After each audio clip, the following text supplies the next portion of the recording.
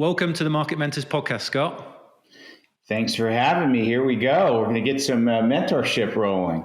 Indeed. Now, I love a playbook, so I'm excited to get stuck into this one. But before we do, I'd love to know what your relationship is with scaling B2B SaaS companies. Yeah, it's something I've done, different ways throughout my career, but certainly with the change in the models to more of SaaS, software as a service, and a recurring revenue model, I think that's adapted playbooks and go-to-market strategies. So I've been fortunate to do that the last decade or so in different ways. And Matt, what's unique is I have done that for companies I've worked with, including my last one, Integrate, and my team. But I was also, because it was in marketing technology, working with those companies. So you get a front row seat to many different companies and many different leaders and how they're doing it. So there was mentor and mentee in this situation. We're all trying to learn and figure this out. Every day was a school day then, by the sounds of it. I like that. Yeah, that's pretty much it. I think it still is, by the way. But yes, that was very much it. Oh, good stuff. So when we're talking about startup then, how are we sort of defining the different stages of what a startup does when it grows then, from kind of really starting out to actually a high growth business? Well, I think that's a smart question, and you don't really realize it until you're kind of through the looking glass or until you've gone through it. But the way I think about it is really the market and customer traction, how I think about the stages, and then therefore what's the plays, the programs, the role of marketing and the role of go-to-market in those phases. But that's what you have to determine, and it can be tough because if you go to founders and CEOs, they think they've got product market fit. Here we go. We just need pipeline. Well, that may not be the case at all. And we'll talk a little bit about kind of the things you have to do. Or you may get a VC who's, man, this business is not going or growing. So the pressure's on you all of a sudden to do this and the team. So the first thing I really think about is that first stage is, or shouldn't say first stage, but identifying where the company is in the market is, do you have product market fit? Does the product that you have enough traction and understanding? And is it what pains or problems or opportunities is it solving or enabling in the markets that you serve? And you should be in the product market fit 50 to 100 customers roughly at a mid-market, selling to mid-market and enterprises. If you're selling to small business, obviously that number has to be higher because you have to validate that you have the right solution. You're selling to the right ideal customer profile in general. And that's that balancing act at that first phase that's going to kind of determine your strategy and how you go about it. Yeah, fine. And then the next stage then would be kind of moving on a little bit bigger than that, would be what sort of starting to build that sort of go-to-market engine then. That's exactly right, man. And the things that are in consideration there that I learned that you can misstep is a lot of people think now that's our company. Let's go tell everybody our vision. And many times you have to actually segment. That segment means picking a couple of markets or vertical markets or a couple of use cases or problems you solve and do them really well. That's how you begin to scale. What happens to a lot of companies is everybody needs this, or you start to sell to everybody or think that you can sell to everybody. And that's pressure to get pipeline. You're hiring sales at this point. You need to feed the system. And so you try to turn on that engine to go too broad. Scaling, as we know in a building, this is the analogy I think of it, when you build up, that's how you scale.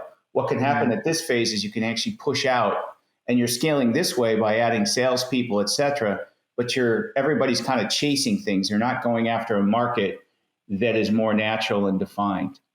Gotcha. So we've got our product market fit. We've got the sort of building the go-to-market engine. And then at what point do you know you are a high growth business then? How do we sort of define that? Yeah, well, there's a couple things. Well, the numbers will tell you. The market will tell you. You don't hear from the VC so often. Yeah, exactly. Well, look, they're rightly so. They want to get a return. There's a lot of seasoned VCs out there that understand this process and understand the signals and the cues to look for. But what you're looking for is also today, especially in the software as a service, the SaaS, the recurring revenue model, you're focused on a couple of things now. One is you put team and an effort on expanding and selling to existing customers to help them scale, but also maybe introduce to other geos and business units. So about this time, you really have to have, people label it customer marketing. I don't really like that because it assumes some things. So I think this is more like your strategic account and your build out of teams that are going to focus on growing with those existing customers. And then you still need the new business engine. And in some ways, there are different processes that you have to think about. Again, I don't mean building massive infrastructures, but it's more aiming resources, building your analytics dashboards a little bit differently, and your programs and plays may alter based on what you're trying to do. And that's really when you're going from, okay, we're scaling this up to high growth and we're going to turn it on. You're still probably under 50 million in ARR, depending on the market, depending on your annual contract value and who you're selling to. But that's that phase. And then as you get in towards 100 million, that's just a different play. And I've learned, or what excites me and what I really like, is that building phase to here. Once you get here, then you really have to have a different type of organization.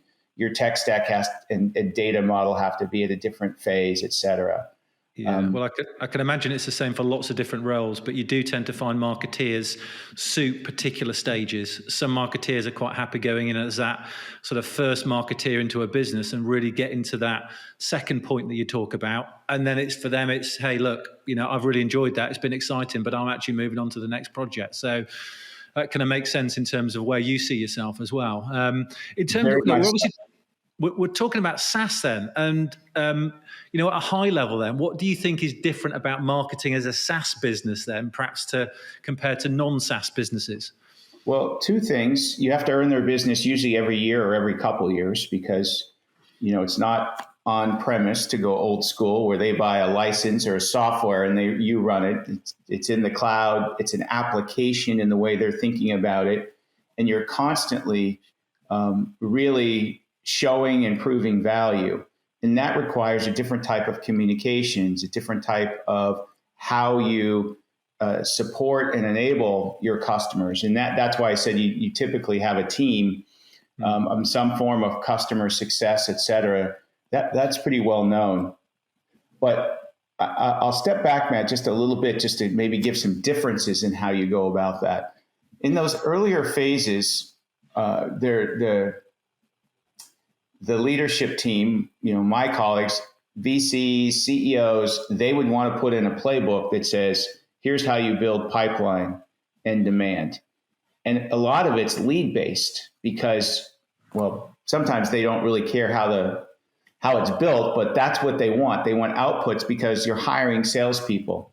In those beginning phases, what I learned is that you really want to go out and, as you build your go-to-market value and your story and define and narrow in, home in on those use cases that are going to help you get to the next phase where customers see the problem and you become the solution for that. The first thing is you want to go out and try to find who are the advocates in this space, in this market. And it may be new, so you may have to pull them from the periphery, but you really want to be able to talk to those people who are the influencers. They could be analysts, they could be prolific bloggers, they could be your first customers who really get this new thing. It could be prospects. So you may not be a customer, but they really get it. You want to bring them onto your team, so to speak, and you want to work with them to get all of that right, to get the go-to-market, to make sure you're communicating the right things and the right value, because then they become advocates and that builds from there. That's something that really has worked. And it could be the top 20 people or the top 30 or 40 people. And as a CMO, I spend a lot of time with that group because I want them to help us shape our company and get it right. And by the way, in many cases, they become customers or referrals out of the gate because they believe in the mission.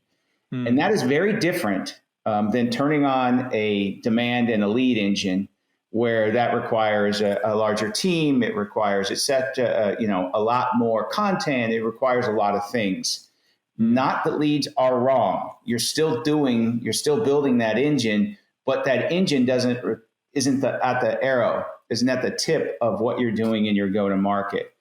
And if you've done this right and you're working in market and you're understanding what the drivers are, you're also not trying to serve, as we talked about earlier, 10 different segments. You want to get 2, 3, 4 segments that your use case matches, that you can really get traction and focus on not just winning business, but adoption, usage, and ultimately advocacy, because that's how you build. It's so much easier to build when people tell other people. Well, you're amplifying the message, aren't you? Especially as a sort of small team. If you've got a tribe, so to speak, it's a bit like Seth Godin's book, isn't it, about a tribe? But if you've got a tribe, then that tribe can almost be your voice really in the market. So that's interesting. That's right. That's a good analogy, and maybe it's the new version of a tribe that becomes your community. Because they all talk to each other in most segments and markets. They're talking to each other and back channeling and comparing notes. And today with networking and all the things that you can do. So that stage is often skipped because you're being so literal about, you can get caught in that trap, and everybody wants to build funnels and all of these things, which are really important. Please, I know that's so important, but you have to get traction. And that can be as simple as product market fit. Shouldn't say simple, but a maniacal focus to the right use cases, to the right market segments, and then building the advocacy around the people that can help you get through that phase and get your product more into adoption and advocacy and people talking about it. That makes sense. So if we pick the sort of company stage then, perhaps if we're talking about a SaaS business in the very early stages, let's say, for instance, you or a marketeer is going in there to set things up, the first marketeer the business has had then. You talked about a couple of plays there, but what would you be thinking about? Because these roles are some of the toughest roles out there. You're time poor, you're resource poor, but you've got a huge amount of expectation. Well, one caveat today, if you've got to be pretty bad if you can't get funding. There's almost $300 billion in funding year to date. Just as an example, there's been $275 billion in IPO as of September, 309 companies. So all that being said, let's just say you're the first marketeer in. It's typically, hopefully not a CMO. It's that first stage where you're going and you're getting a customer base.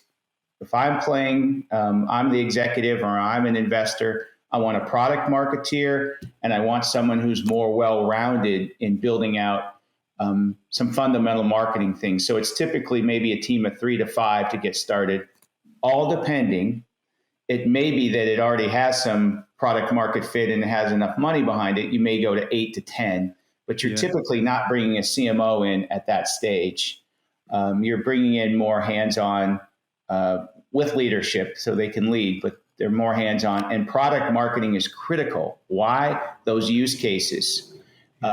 Getting that to product roadmap and not trying to build everything, build what's going to get those use cases maximized and that adoption in play, always with a vision and a roadmap that can be altered, but that is so critical in that discipline.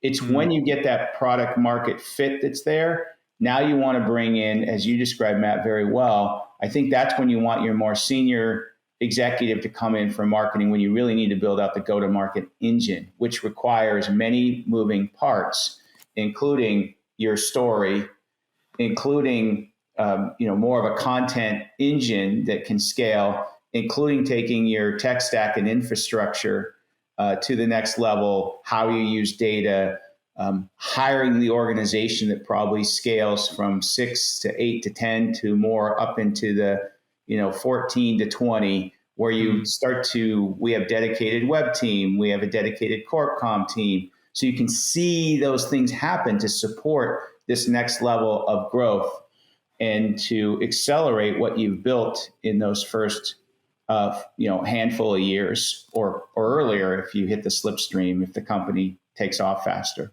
Yeah. Well, it's interesting hearing you talk because you can tell you're West Coast America, because actually there's investment, and that's not the accent. There's investment in the UK and Europe, but a lot of the time there just isn't the same sort of investment. So when you talk about sort of going in as sort of 3 to 5, which makes total sense, by the way, a lot of companies that we speak to who have had funding will start off with a single marketeer. So and kind of build out from there. That's not unusual. And by the way, you can see the picture in my background. That is West Coast USA for sure. And by the way, one person or something like that is okay. But it's not an army of people that you're hiring. You have to be a Swiss Army knife and ability to understand and do some fundamental marketing. And to me, it's also focused heavily on things like sales enablement and getting your basic story down and beginning to find those use cases. It's even more important, if that's the case, where you're not going to go on a high growth run early, that you focus marketing's energy. It's interesting that you say that. So when you say focusing marketing's energy, what do you mean by that? Because some people might think of it as, okay, well, I'm going into a new business. I'm going to experiment wide and see what works. How would you sort of tackle that? Well, one is that if it's one, it's probably, if it's that early, the way you're describing as one marketeer, that really focuses on getting your product market fit, your unique value propositions, and your use cases. And that may take a little bit longer. If you're only hiring one marketer, you haven't felt the lift of immediate traction. So you're right. It's more research oriented. You still are looking for advocates and feedback. It may not be at the same scale, and it may not be 30 or 40 people who are advocates and can help you move your company and your market segment forward. But it may be 10 or 20 that you want to get on your team that are genuinely helping you, and you're asking for feedback to take that in and get direct interaction. You also probably are going to be a little bit more focused on sales enablement in the scenario, Matt, that you outlined, where there's one or two marketeers and you're not in that growth phase. Why? Because your salespeople, hopefully you hire, also have relationships, and they are going to go to their customers that they've worked with over time. Again, not all businesses, but this is the ideal scenario and what you should try to do. But marketing is going to have to ramp pretty fast these days. And Matt, that's the difference between today and 2 years ago. Yeah. So let me describe that. So that's why when you asked me, I said, I've altered my playbook. Well, let's take a look at that scenario. We go into lockdown, nearly 2 years ago. The buying and the selling process changed because of it. The buyers, right? The salesperson's not, hey, I'm going to be coming through Southampton in a week. Do you have time to meet? They say that's not on the table. So the world's gone more digital. The buyers who used to meet in a conference room to discuss and do the parameters of what they needed are all working remotely, and they may not be as connected. There's so much more digital and many digital touch points. So in order to make that traction, marketing has to play a bigger role in the buying and selling process today than it did 2 years ago. So that changes the dynamics. My playbook, a big piece of it could be outdated because of these facts and changes. And then lastly, that buyer or the B2B professional may not go back to the old ways, because now the company has a different procurement and a different process for purchasing things. So it's really crazy how much it's changed, and why I always believe that product marketing has to be fundamental to that earlier stage company, because they can help listen and understand in the market and work internally with product and operations and things you need to do to really aim that use case development and ICP, et cetera. Not product marketing on its own, but a lot of people miss that because they assume, let me strike that statement, a lot of teams miss that because they assume that it becomes internally focused and this is the solution.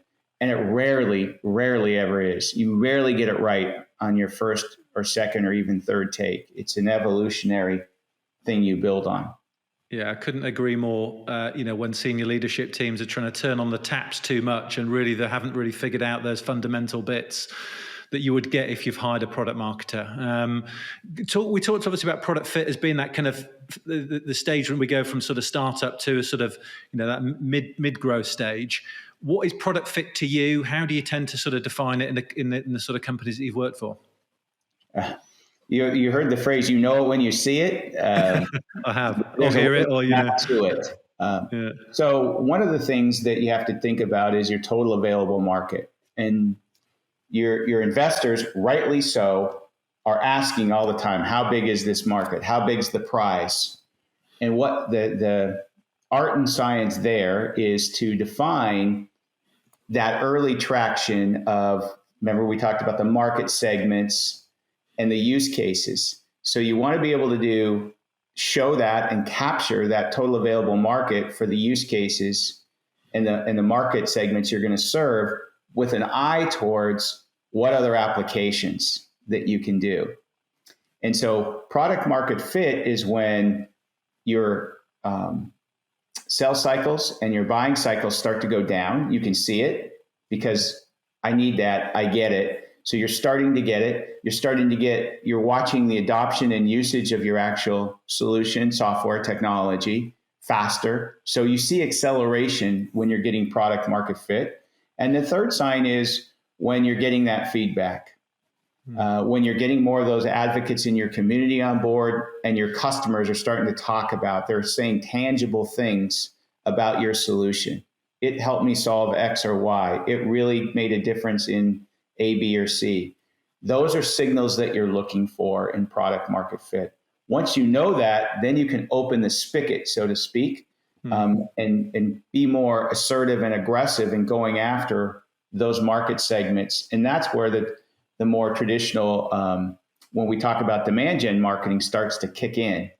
Okay, let's turn this up. You probably have added some deeper digital talent or deeper demand talent. Your probably marketing team goes from a single person to another person who does analytics or data science. Again, you can start with this if you have the right funding and everything's in line, but you have to build into it. Fine. And what about the tech that kind of supports a bigger team then? What point would you start thinking about that? Earlier on, or this sort of stage when you're starting to sort of open up those taps? Today, really early on. And the difference today is, I don't know if it's changed, but I think we're much wiser. A few years ago, we would go and, hey, we have CRM, a marketing automation system that does some email, and we have a couple of tools. Today, we have a much more savvy marketers who are coming in. But the difference that I learned in this case is I would build from the company out. What I mean by that is whatever systems I put in marketing must talk to all company systems. Okay. Because oftentimes you're under so much pressure, you're feeling it like, we need pipeline, we need this, we need that. You go, forget it. I'm just going to put in my marketing tools and systems that I know, which is great because you have to make traction, but there's no thinking about how they connect to finance and operations, and how about the product input I want to get into my systems. So I know product market fit. I know what customers are doing. How about customer success? Do you want that data in there? Because I know in a year I'm going to need to be able to run my programs in place for my existing customer base, because expansion is a big part of our lifetime value strategy. So that's the difference, I think. And many people, many marketers think about that today more cognizantly, because you can't have silos. You have to be integrated today. And I think that's a big difference, Matt, between 3 or 4 years ago and the lessons we've learned. No, indeed. And when we're sort of getting to that mid-market stage then, how does a sort of marketing team look to you in terms of structure then? Yeah, I think what I see happening, your product marketing is probably built out by solutions. You have field marketing in place now that is working in the regions in market with the sales teams locking arms more aggressively. Your corp comm team is a bit more rounded out. So you have teams working with a team working with the analysts. You may have your website in that.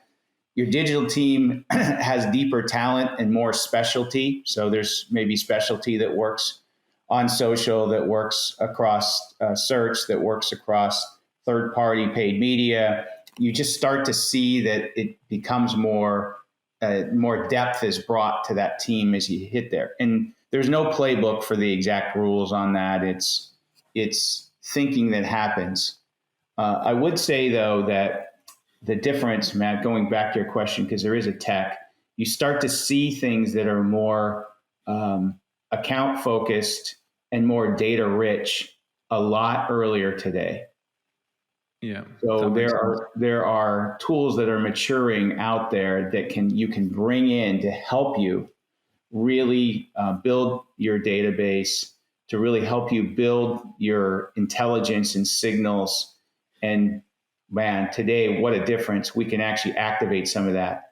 So that may, and I think it is, but it even may more in the future impact a little bit more tech-centric and data-centric earlier in this process than 7 or 8 years ago when I went through the process.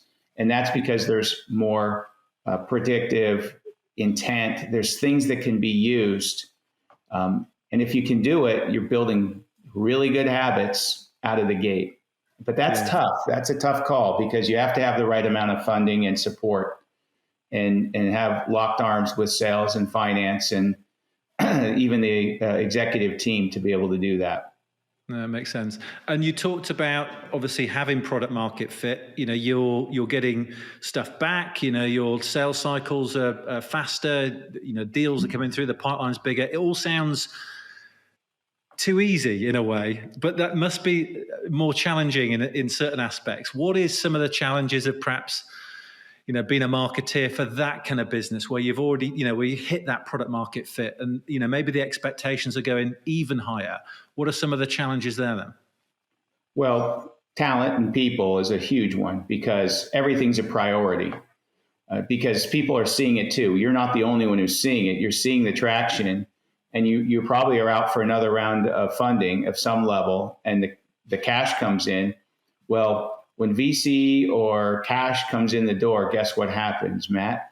So do your expectations. So your pipeline went maybe from, hey, marketing has to deliver and contribute with the team this much to now it's 2 to 3x. And so that is not easy. That's a huge challenge. And that's when you're getting into this scale mindset.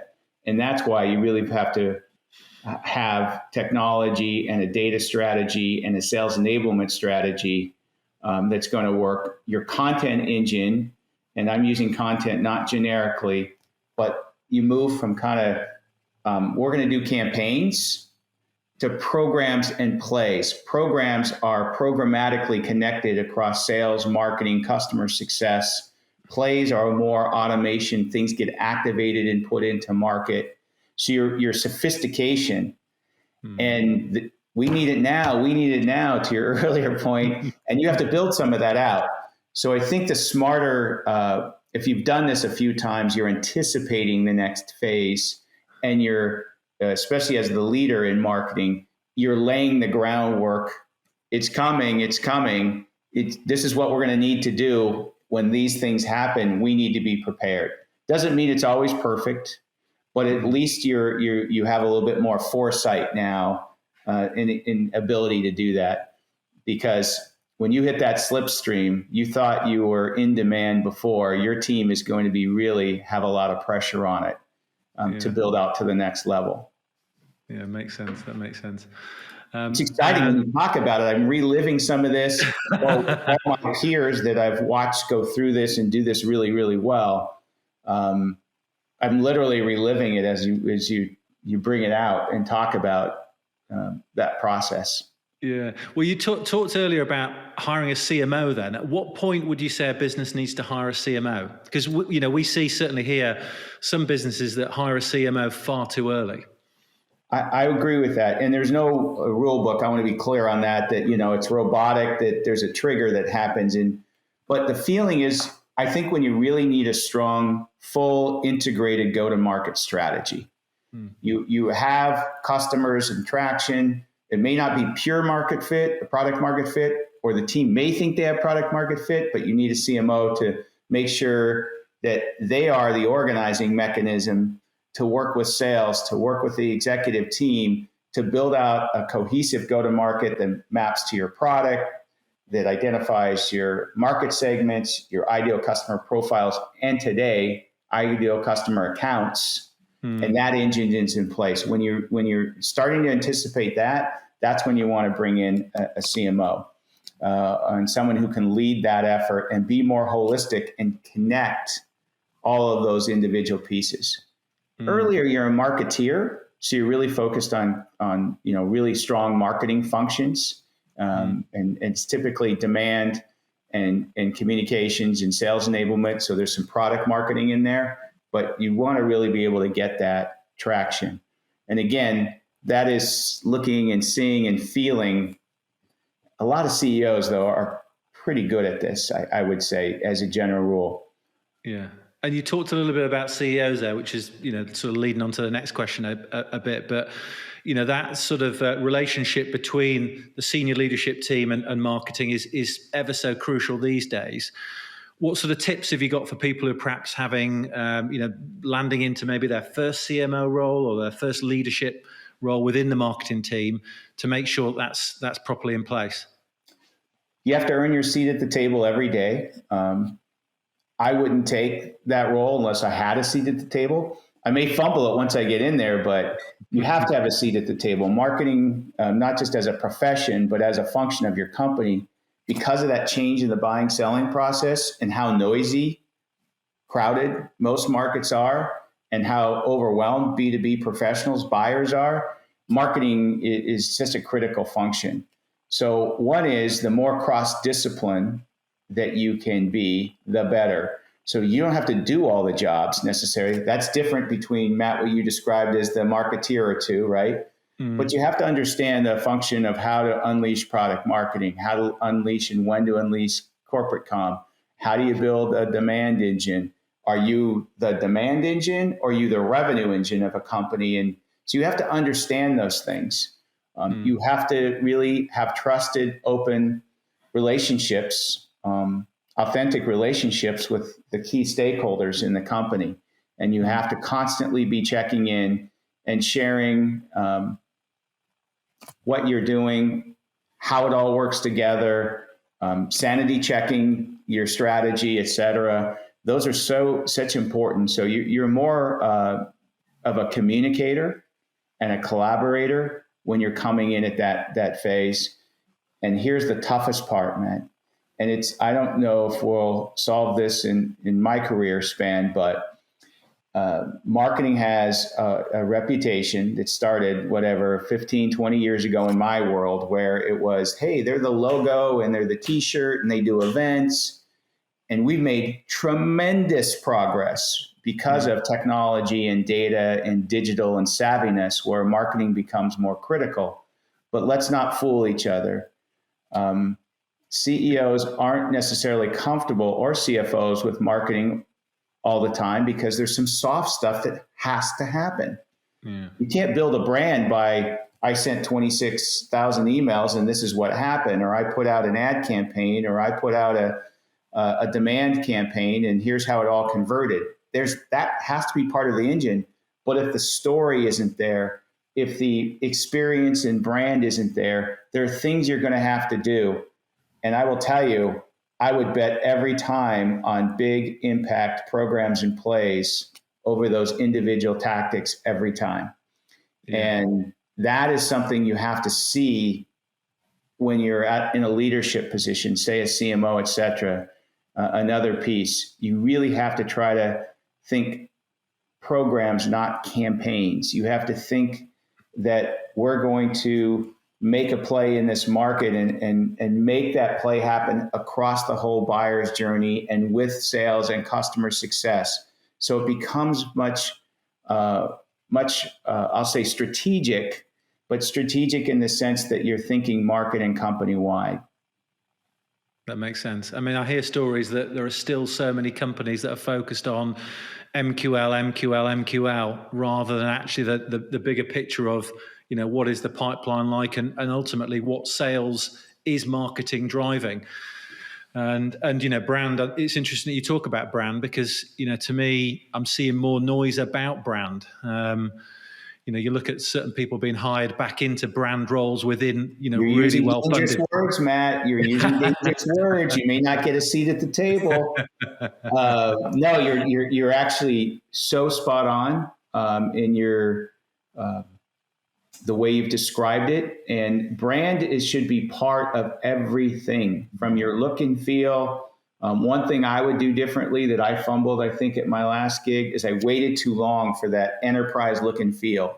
We were winning customers, things were happening, but I didn't put enough attention. I'm not talking about building brand awareness necessarily. I'm talking about the brand and look and feel and the unified look. That's one aspect of brand. Brand is also really raising your visibility and awareness and relevancy in a market. And today, the good news is you can do that integrated into campaigns in the beginning, programs and plays, and think bigger about that. You don't necessarily have to have a branding team at those stages that we talked about. It just, brand has to be taken into consideration across those efforts. And I think it's as important as it's ever been. I think you're also seeing a resurgence to the creativity. And I don't mean creative for creative's sake, but marketing is the truth well told. Yeah. And so if you can really capture that and capture the imagination as part of your demand programs, as part of those use cases, today we can use video. And one of the principles that I should have led with is that I did not do a good job on a couple of times, but I think I've got it in my mind: show, don't tell. Too many of us marketers in those early days tell, a lot of content, tell. And we really need to try to show and bring to life. And that's really where your use cases and your unique value propositions, and really hitting on the pains or the opportunities that can be capitalized on and solved for your core total available market, or your market segments, depending on which stage you're at. Yeah, I mean, you can think about B2B or B2C, but it essentially is customer to customer, isn't it? So, you can get bogged down in the differences, but ultimately it is customer to customer marketing, really. So, Scott, where do you go to find out more about marketing? Where do you sort of hang out? Do you read any books? What any tips for anybody who's sort of an aspiring marketeer who wants to learn more and become a better marketer? So I try to shortcut things. And so I really take 5% of my time, maybe more at times, to build a network of other marketers. If you're looking to try to solve something, build a network that you can back channel like that. If you're sitting and that's the first thing. The second thing is what you do. Find some mentors. There's no faster way to sanity check something. Hey, you're that new CMO or I'm a digital marketer who's now got the responsibility for demand. You should have mentors who are helping you look ahead and maybe solve some help you sort out some things. You should also look for a back channel. Hey, I'm at this stage. I'm trying to do this. If you have fellow marketers, they probably have seen that movie before, or at least experienced similar things. So instead of having to, I'm going to call in 8 vendors, I'm going to take 6 months, you can say, hey, here's my top 3. Am I right? Who else should I consider? What do you see as the trade-offs here? So you can sanity check is what the word I use in that case. So mentors are critical. They can be inside your company, but man, it's really cool when they're outside because they're not blinded. They can look more critically. And then being able to have that network. Take the time to build those relationships. I know there's no time in the day, but man, do they pay off. They will cut cycles like nothing. Like crazy, they'll cut cycles. And that's important, especially, when we're all a little cynical these days. So that helps a lot. Well, I've thoroughly enjoyed this chat, Scott. If people want to reach out to you, want any advice or need some help on some projects, what's the best way of them getting hold of you? LinkedIn. It really is the simplest way. I love to hear from people and authentically hear what they're doing, how they're working. I'm in a huge pay it forward, have been my whole career, but really that's such a part of who I am now. And I've learned from others, mentors, how much fun it is and how much you actually learn both ways. So LinkedIn is a very easy way to reach out and introduce yourself and et cetera. And of course, no pitching, just authentic relationships. Awesome. Thank you very much, Scott. Matt, thanks for having me and thanks for doing what you do out there. Absolute pleasure.